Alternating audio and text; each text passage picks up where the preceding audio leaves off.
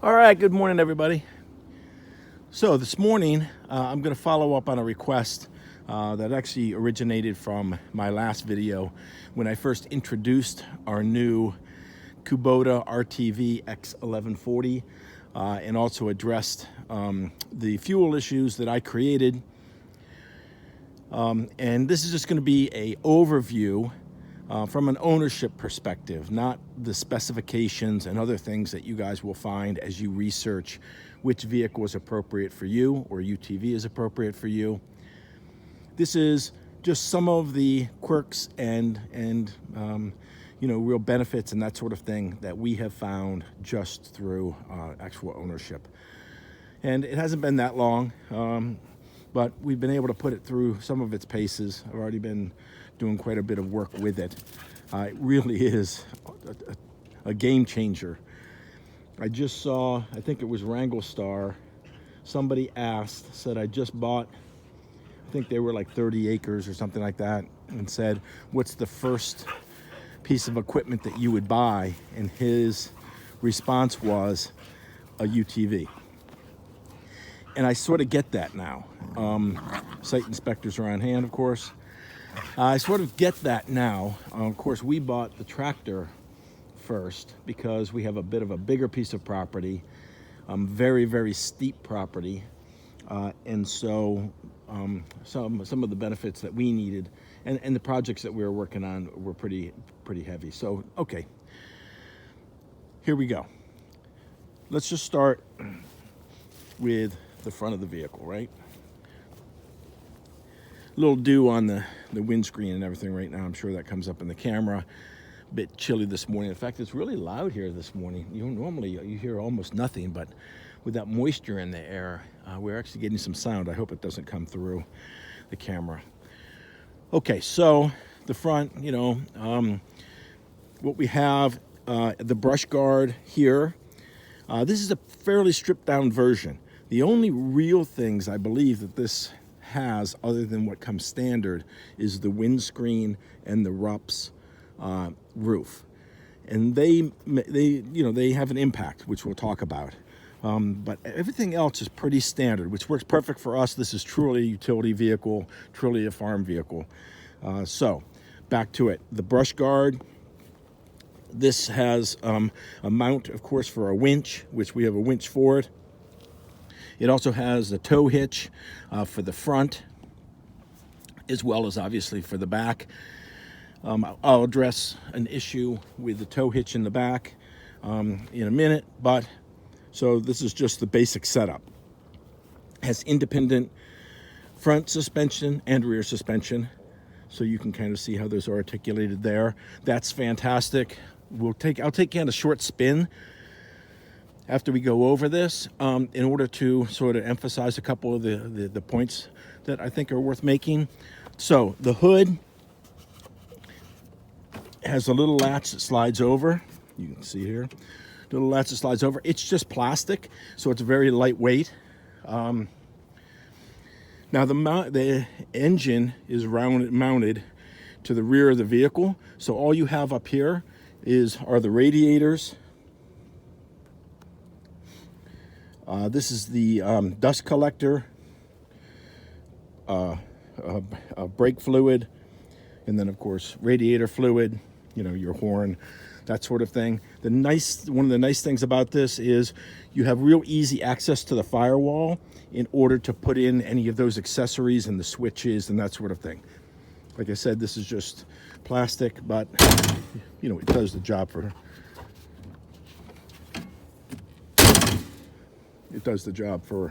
this. The lights, they work pretty well, actually. They're pretty good, but I'm going to put it obviously into some additional lights on the brush guard here. Now this vehicle does not have the on-road package, which means it does not have the turn signals. Okay, so you won't see those here. As far as the tires, these tires they call work site. So there is an on-road tire that you can get. There's the work site tire, and then you can get ag tires. This came, I think I told you, I bought it actually used, but only with 16 hours on it. It came obviously with these tires. They've been fine. I've had a couple instances in which I've had to engage the differential lock when we had some rain and trying to come up some of the steep slopes. You just have to, click on the differential lock as you're going up to have all four wheels spinning simultaneously, which is an option, and great, right? So the cockpit, just go over it real quick. Cup holder's a little bit too large, frankly. It's one of those, I don't know who designs this thing, but it's not big enough for, let's just say, like a Gatorade, the larger Gatorade bottle. But then if you put a regular water bottle in here, it just rattles around. And some of them come with an insert. I mean, some, as in general, in vehicles and stuff, come with an insert that you can use. This doesn't, so it just sort of rattles around. Anyway, it is what it is. Here's where you have some of the accessory switches for additional lights and that sort of thing. Again, this vehicle doesn't have them. Similarly, here's the light switch that would have another arm that sticks out here for the turn signals if it had the on-road package. Parking brake, emergency brake. Let's see, I believe,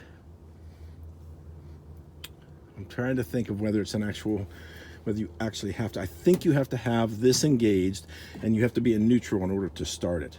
I think you have to have this engaged. Anyway, it's your, obviously it's your lifeline. This is just the arm that allows the steering wheel and steering column to move forward. Continuing on, you've got your controls. Anybody who has the Kubota tractor, and probably other tractors as well, very, very similar, just exactly what you'd expect. Yeah, you have to be in neutral to start it. Reverse, high, low. So it is not a synchronized gear. So sometimes you have to burp the gas pedal in order to get it to go into gear, because it will just want to be like this and not go into gear. You burp the gas pedal or let it roll a little bit, and then you can sync the gears up in order to get it into gear. The only thing that I would say, and it could be unique to this very specific vehicle, and I don't want to overstate it, but on 3 occasions I have had this theoretically pop out of gear from low, only from the low position. That's probably not entirely fair. Like I said, it's a little bit finicky about going up into gear. So what it could be is that it's not fully up into low, and as soon as you put the strain, which by definition in low you're going to be on the strain, either going uphill or downhill, as soon as you put that little bit of strain on it, it pops out of gear into neutral, and then the vehicle wants to careen down the hill. Like I said, it's happened 3 times, so I'm very cautious about just making sure it's fully up into low. In fact, because you're usually only using it for a short distance, I'll just kind of keep my hand up on it to ensure that it stays in low while I make whatever little precarious move I have to until I'm confident that we're in fact in gear and it's holding that gear. It's only happened 3 times, but when it happens, of course, like I said, you're right at the precipice of a hill, and all of a sudden for it to sort of just start going forward very rapidly, is what I've experienced with every other vehicle I have. Okay, so obviously horn. Okay, your little panel here, I think you can see them. Turn indicators, seat belts, battery, caution light, basically idiot light. This is just for your whether your lights are on, glow plug, your oil pump, parking brake, emergency flashers, 4-wheel drive, PTO. You can get a PTO package for this. This is, I'm not sure if it's the radiator temperature or the engine temperature. Though here's the radiator temperature. This must be oil temperature. And then low gas. Underneath it, you have the ignition switch, which obviously is going to impact this, which I'll turn on right now. So when you turn it just 1 notch, your panel display comes up. Fuel, again, radiator temperature, You have a small hourglass here, which is basically just telling you, to wait. When you see a start, that'll go away and ODO will come up. Then, of course, miles per hour, or you could have kilometers. This is the hours. When you start it, it's going to change from hours to miles. So it'll become an odometer. So you then turn this. You don't actually go into like another sort of notch like it is now. You just, as you turn the key, you're pushing, almost it feels like you're pushing against a spring, and that engages the glow plugs. And since it's cool out, we'll give it 3 seconds and then we'll kick it over.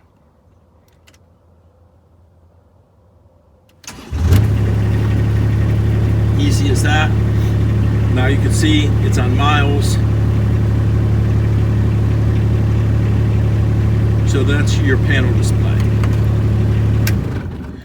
All right, here is a 12 volt socket. Not a bad little compartment here as far as your glove box. Nice and clean, and you have another cup holder. You do not have cup holders in the back, by the way. Sort of interesting, I guess. All right, down below, your pedals, of course, your gas or fuel and brake pedal. Over here you have the four-wheel, with the orange cap is the four-wheel drive, two-wheel drive, transfer a switch. That little pedal right there is your differential lock. So that when you're in four-wheel drive and you're, if you're getting a spin on a front and a rear tire, you just depress that and it locks all four, or the two the two axles.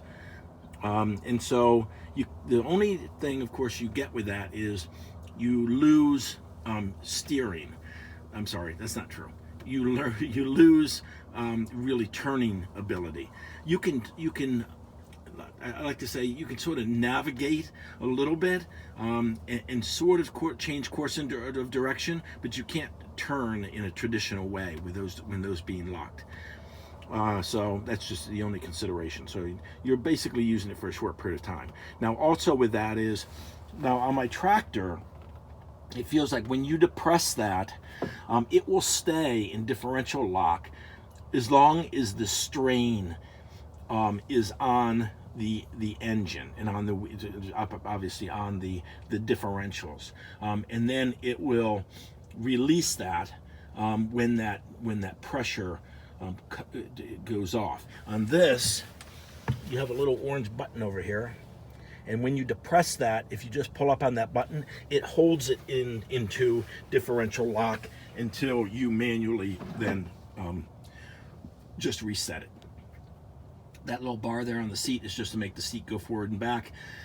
But let's be honest, this area in here is so narrow that even L, who isn't that tall, is all the way back. So you're pretty much going to be all the way back. The last gear lever here is this. This is your hydraulic control for the dump bed, and it has a little locking mechanism, safety catch there, in order to stop it from engaging while you're doing other things. Okay, seat belts. You have 2 seat belts. I think you may have another option for seating with this, because in the manual it says it could be a 6-seater, and this, you can see, basically has like bucket seats. So you could sit at a third person front or rear, but obviously it's not going to be as comfortable. So this seems to have that as an option. Okay, if you lift these up, I'll lift the other one up simply because underneath both of these there's compartments. So that's nice little feature to have the compartments. All right, these are just access panels. There's nothing behind them. They just give you a little bit of access to zerts or to cable adjusters, to various different pieces there. You can also, the clearance, they say theoretically, I've heard, is I guess the highest clearance of this particular competitive line. I don't know that that's true or not. You can actually see cable which goes to the differential lock. That's what that is right there. So this panel helps you get access to that to adjust it. The skid plate goes under the entire body of the vehicle. That's pretty nice. I'm sure helps protect things. Anyway, back here, I'll break this down for you to go from its current configuration, which is obviously two-seater with extended bed, down to the four-seater with the traditional or smaller bed, right, which is just this one panel. Okay, we're continuing around the vehicle. This is the battery access right there.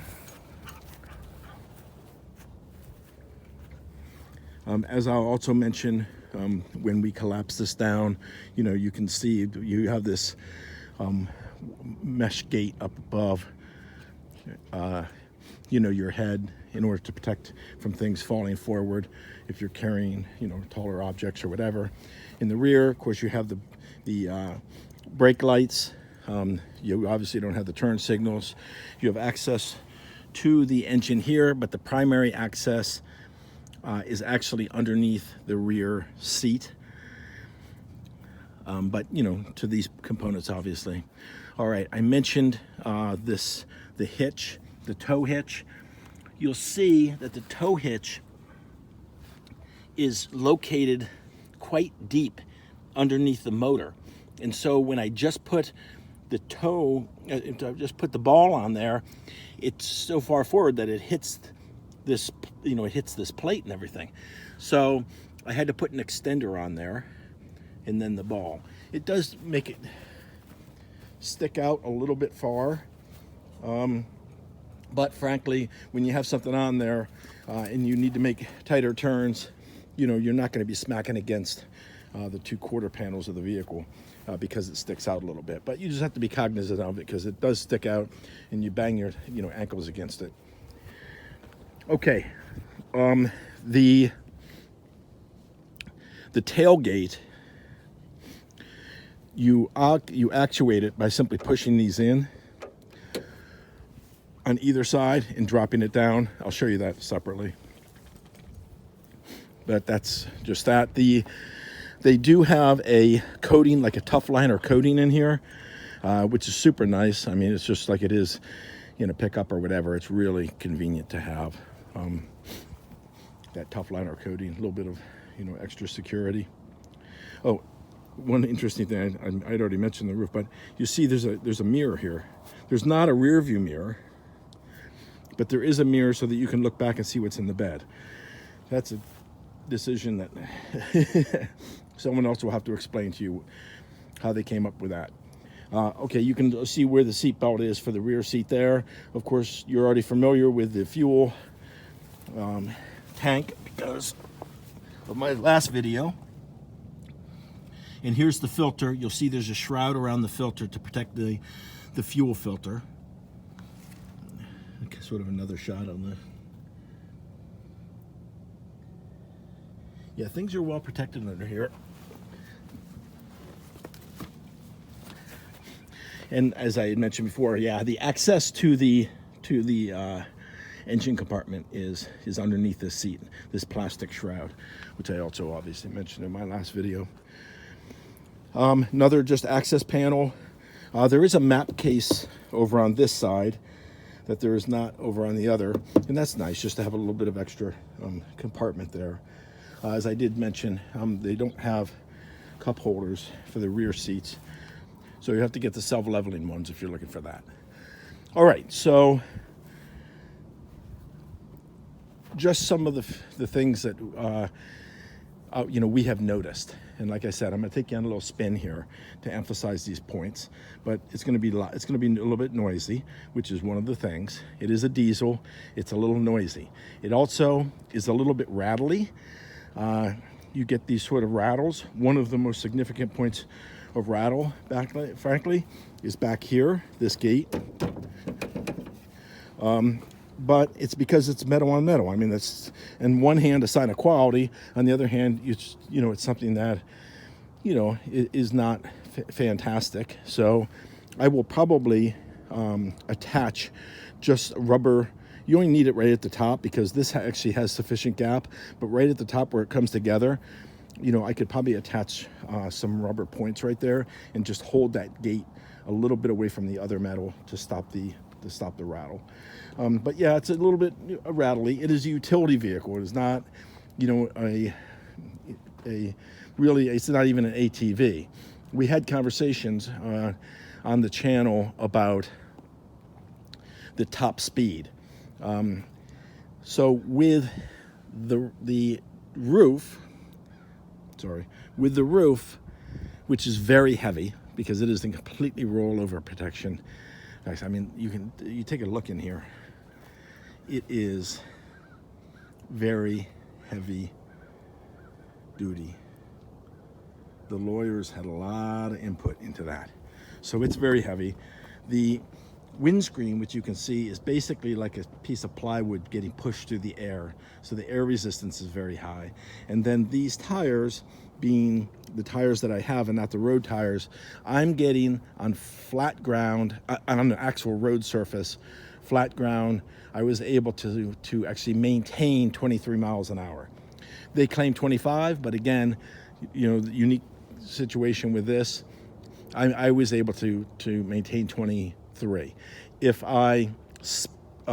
you go up a little bit of an incline or down a little bit of an incline, it will steal or give you 2 or 3 miles an hour immediately. And then, of course, the steeper the grade, the more the impact. But it is high torque, and I think it's only like 24.5 horsepower, but it's very torquey. When you let off the gas, the fuel accelerator, you immediately get engine braking. I mean, significant enough that one of the safety inspectors who rides up on the seat has been dumped off of the seat onto the floor a couple of times. So it's significant. It's torquey. But as a consequence, like yesterday, I had all of those logs in the back of this thing, and I was going up a 40+ degree hill, of course 4-wheel drive, with myself, of course the dogs, and that weight, and never spun a tire. Didn't even have to use the differential lock on that one because we haven't had rain in a couple of days. It is a great utility vehicle. I mean, it really is. And in many ways, it's like a game changer. That's why I sort of told you that I support Wrangler Star's, comment that maybe this would be the first thing you'd get, because I could get a lot of utility out of this. And if you put a little bit of extra money into it, you can literally have a PTO on it. You can, have a lot of other features that would help you with a small farming, and you wouldn't have to go to a full-size tractor per se. Okay, so let's go for a little spin, and I will emphasize to you some of the points that I've made. Now, I obviously apologize for the noise, but that's the whole point of this, is to let you actually feel, hear, sense what it's like to be, using this particular vehicle. All right, so first thing I'll try to do is go up into high. I have my foot on the brake. Parking brake is still on. And of course it goes up, no problem. That's as it should. Like I said, if it's a non-synchronized gear, you can end up with it being an issue. Maybe we'll see it when we jump over into low along the trip here. Turning radius of it is not great in 4-wheel drive. So I'm going to go now into reverse, okay? So that, as you saw, you go from high, you go down to neutral, but then you kick over to go into reverse, obviously to stop you from doing it accidentally.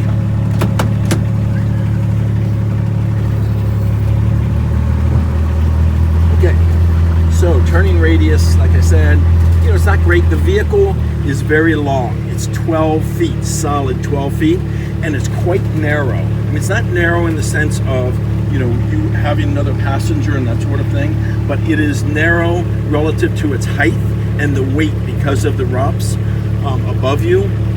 It is a bit tippy, and that's more sensation than reality, as tipping always is, but it does feel like that. And when you go up, I may take you over to a little bit of other section just to emphasize that to you.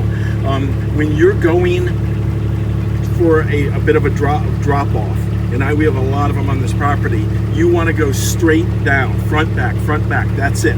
Not to the side at all, because that roll that you get onto the one wheel feels very significant. And another part of the reason for that is because your wheels are right here, right on top of you. This is a very short distance to the front of the vehicle. Okay, so now this little section here is actually really good. Because it's just rocky, sort of rocky terrain. And so it's not rock climbing, but it's just that thump, thump, thump, thump, thump. So it tests the suspension and also the sound or the rattle.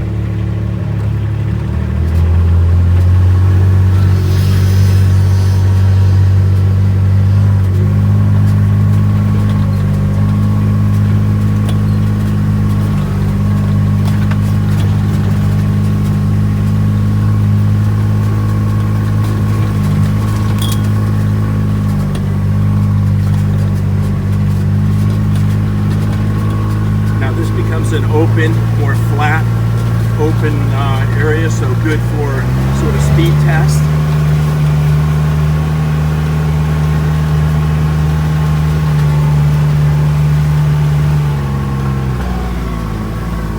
You hear that engine braking? So that was 19 miles an hour. When we came down the hill with a little rocky terrain,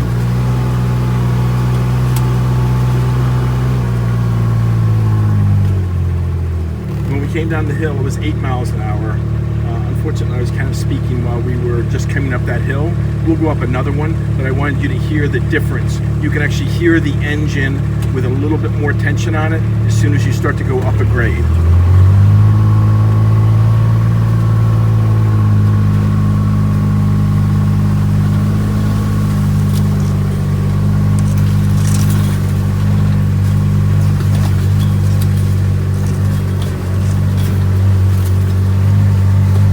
Tippy there. You can sense it on the camera.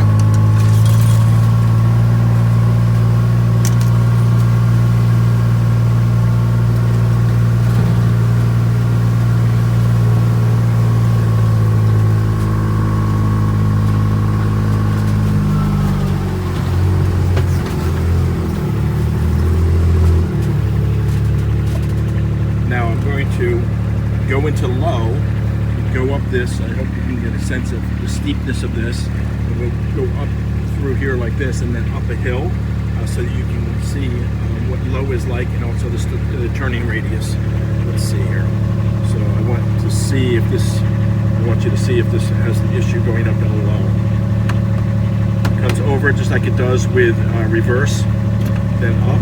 It seems to have gone, but there is a thing. It seems like it went right up into low. No issues. And like I said, it's not been a consistent problem, but a couple times you just have to pay attention to it. Okay, so now you can see this is going to be very tippy, right? I mean, so I'm going to go up on this, and this wheel obviously is going to, this inside wheel is going to start rising quickly, and then we're going to start taking a tip. And just to give you a sense, I'm going to try to give you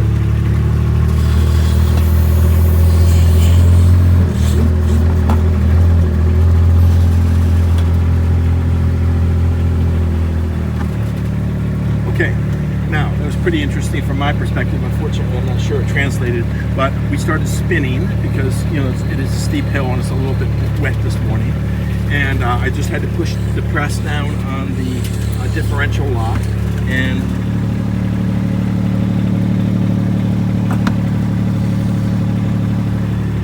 it feels like it's still depressed, but I'm able to turn, so I'm just not sure if that's the case.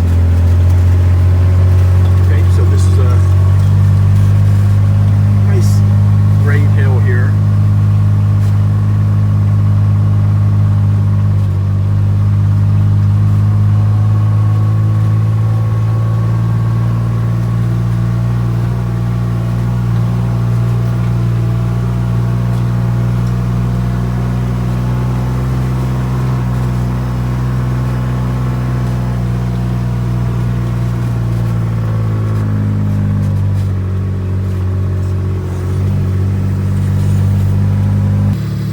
Okay, we'll go out of low into high here.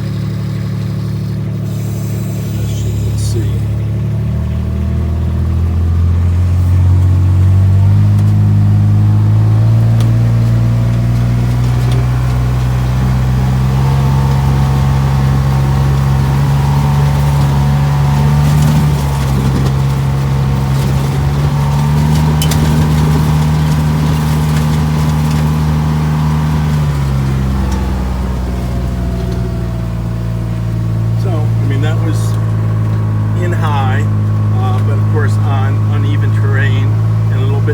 Slick.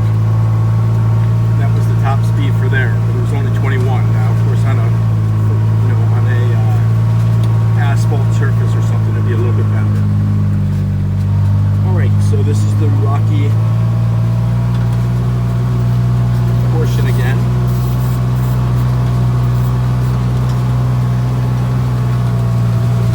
One of the site inspectors that joined me.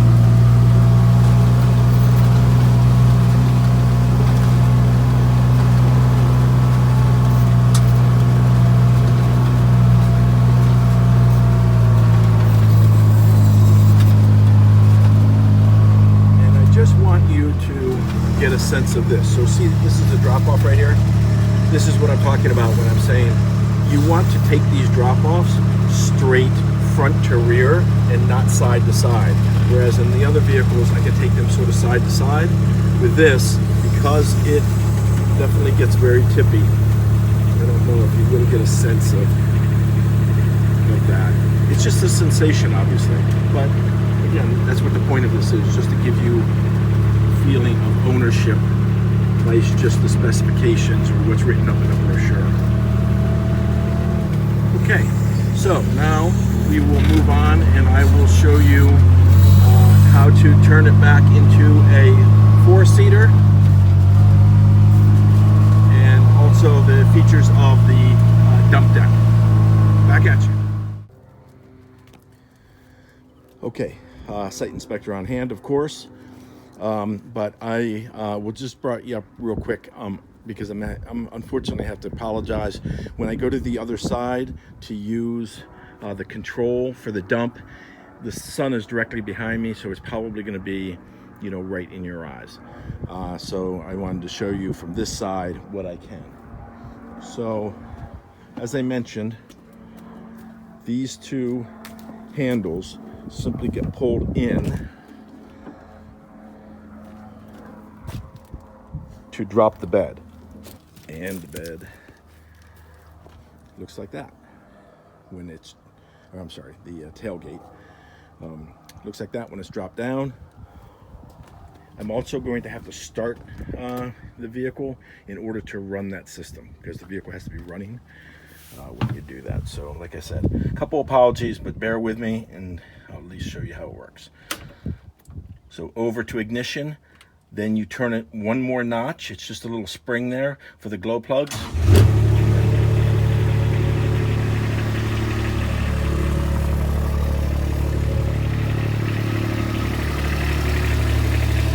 Check to make sure none of the site inspectors are in the way.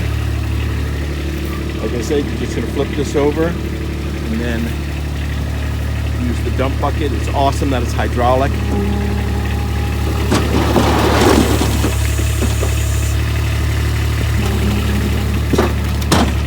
Boom. That's simple. Then you just take that, put it back. Super sweet that it's hydraulic and just really efficient. Alrighty. So the first thing you want to do is to take these two side panels, the front back panels, and you want to use the latch. It's the same on this side as that side. You simply take that latch, lift it up, slide it out, and then you'll see I just move these panels until they become the new front of the bed. So on this one, lift it up, pull it over, and then just on a hinge, just simply slides into place. Of course, same thing on this side. Up, back. Okay, so this rear panel, which these two were attached into at these points, it now just folds down like so. And this whole unit comes up to become the back support, or the bed, the back of the, I'm sorry, the front of the bed, I guess. Okay, so all I've got is a handle here. There's no, it's just by gravity, held in place by gravity. I'm just gonna grab this handle and lift this up.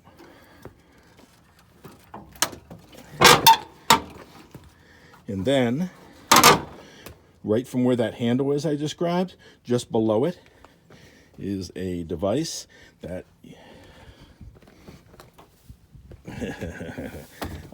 doing everything by myself. Okay, this is a little device. This handle, it just comes out and across and goes into that hole. Now this one is a little bit tight on this side. So you just kind of jam it in there. And then of course, it's the same thing on the other side. Right, so here's the handle you would have lifted up on. Right below it, over. That goes into place. Now that holds this up, and you can see what the, now that part of the bed is going to look like. With the back panel of the rear seat, above it is a little guard that's obviously going to come meet this and go up so that it provides, I don't know, I guess protection from the back for things. How am I going to do this? There is a latch here, and this latch has two faces. So the one face is right here. When I lift this up, it's going to unlock itself from the bottom seat. Okay? So when it's forward like this, you want to lock it into the bottom seat to give it, you know, have everything locked into place. But then when I bring this back and it sits here to become the rear, you know, the backrest, it is going to, this notch is going to lock right into this bar. So it's, like I said, it's got two faces on it. And so what you do is you lift this up like that. It comes free. It's going to be a little bit funny trying to do this by myself, because this thing, you sort of have to gracefully sort of pull it back. You see, it wants to flop a little bit.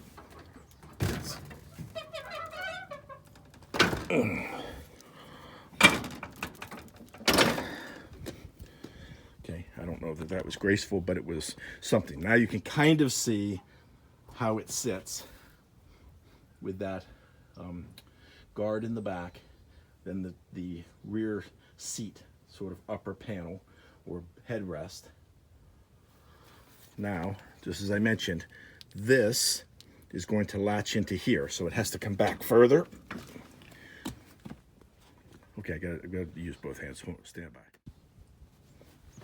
Okay, so as I said, this is simply connecting onto this black bar right there. I hope you can see it.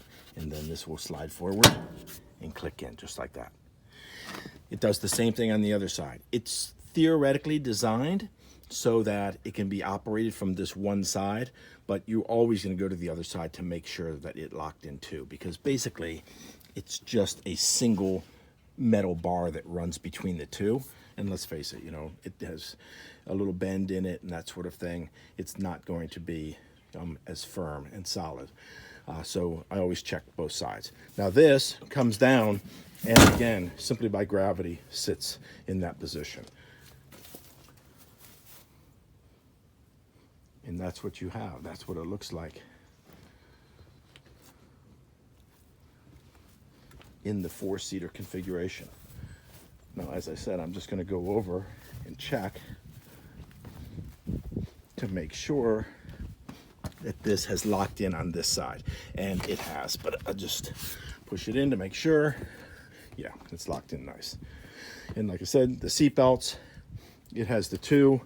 You can lift this up.